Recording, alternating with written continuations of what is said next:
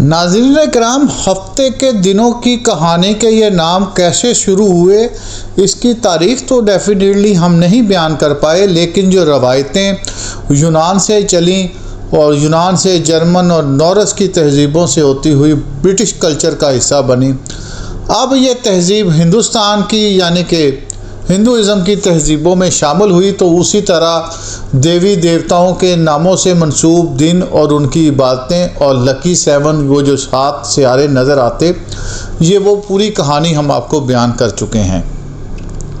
ہم نے بارہا یہ گفتگو کی کہ اسلامک کلچر میں کسی بھی طور پر کسی سیارے کو کسی دن کے ساتھ منسوب نہیں کیا گیا، اور نہ ہی کوئی دیوی دیوتا یا کوئی ایسا معتبر نام ہم نے اپنے دنوں کے ساتھ منسوب کیا۔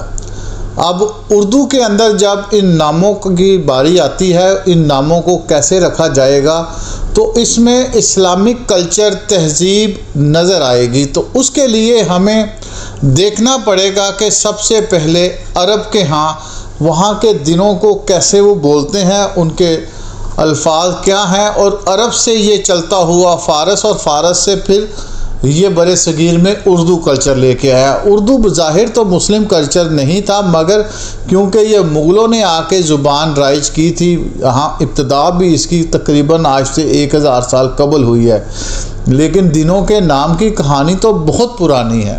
بہرحال ہم آتے ہیں سب سے پہلے کہ عربک میں جو دنوں کے نام ہیں ان کی 2 قسم کی یہاں پر تاریخ ہے۔ ایک تاریخ ہے بیفور اسلام اور ایک اسلام سے پہلے، تو ہم اسلام کے بعد کی تاریخ کے حوالے سے بات کریں گے۔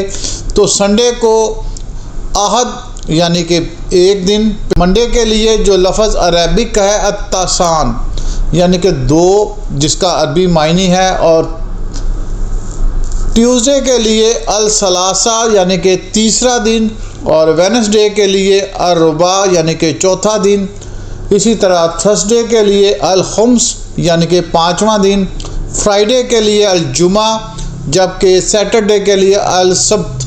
السبت سے مراد عربک کے اندر چھٹی ہے، آرام کا دن ہے۔ تو یہاں پہ اب یہ جو 2 دن ہے جمعہ اور البست، یہ تہذیبوں کی روایات کا ایک منبع ہے۔ اگر ہم بیفور اسلام ہسٹری کو دیکھتے ہیں تو جمعے کے دن کو یوم العربہ کہتے تھے، یعنی کہ عربک یا عرب لوگوں کی جمع ہونے کا دن۔ اصل میں ہفتے کو چھٹی یا عبادت کا دن تھا یہودیوں کے تو عرب لوگ جمعے کی رات کو اکٹھے ہو کر محفلیں سجاتے، تو اس کو یوم العربہ یعنی کہ عربیوں کے اکٹھے ہونے کا دن تھا، اور ہفتے کا دن یہودیوں کے عبادت اور آرام کا دن تھا۔ باقی دن وہ اسی طرح واحد یا احد کے ساتھ گنتے، جبکہ جمعہ اور ہفتے کے حوالے سے یہ 2 نام چینج ہوئے۔ فرائیڈے کو جمعہ جو ہے سورہ جمعہ کے بعد نبی کریم صلی اللہ علیہ وآلہ وسلم کے دور میں رکھا گیا۔ اب آتے ہیں ہم فارس کے اندر۔ فارس کے اندر بھی 2 تہذیبیں ہم ڈسکس کریں گے۔ ایک ان کی اولڈ جو تہذیب ہے جسے زرتش مذہب کے ساتھ ہم دیکھتے ہیں، تو زرتش مذہب کے وقت وہاں پر ہفتے کے جو 7 دن تھے ان کے ناموں میں تھوڑی سا تبدیلی کے ساتھ پیش کیا گیا ہے، جبکہ دوسرا وقت جدید فارس کا ہے، جدید فارسی کا دور ہے جو اسلام کے غلبے کے بعد ہے۔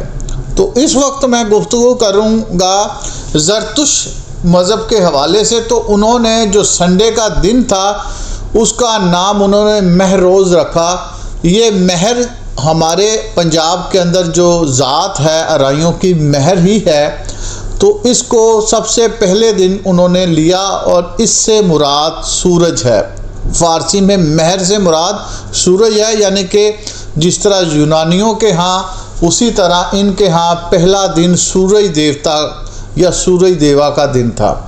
اس کے بعد دوسرا جو دن منڈے کا آتا ہے اسے ماہ روز کہا گیا۔ ماہ سے مراد چاند ہے، چاند کا دن، جبکہ تیسرا دن جو کہ منگل کا دن بنتا ہے وہ بہرام روز۔ بہرام بیسیکلی زرتشت کے ہاں ایک ان کا دیوتا تھا اور اس دیوتا کے ساتھ انہوں نے یہ دن کو منسوب کیا اور یہ سیارہ مارس کے ساتھ ملتا ہے۔ اسی طرح اگر ہم دیکھتے ہیں تو جو بدھ کا دن ہے وینسڈے کا، وہ انہوں نے ٹرائی روز یعنی کہ ایک ایسا دن جو زرتشت کیلنڈر کے بقول ایک خاص دن ہے، مگر یہ ایک خاص دیوتا تیرا سے انہوں نے منسوب کیا ہوا ہے۔ اس کے بعد آتا ہے ہمزاد روز یا جوپیٹر کا دن ہے، اور اسی طرح اناہیتا روز جسے کہ جدید فارس میں ناہید بولتے ہیں، یہ بیسیکلی ان کی ایک دیوی کا نام ہے۔ یہ انہوں نے جمعے کے ساتھ منسوب کیا ہوا ہے۔ یہ سیارہ زہر یا وینس کی تشبیہ دیتا ہے۔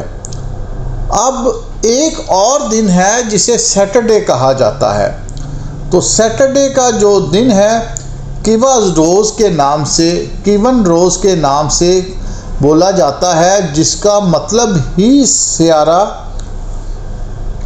زحل ہوتا ہے۔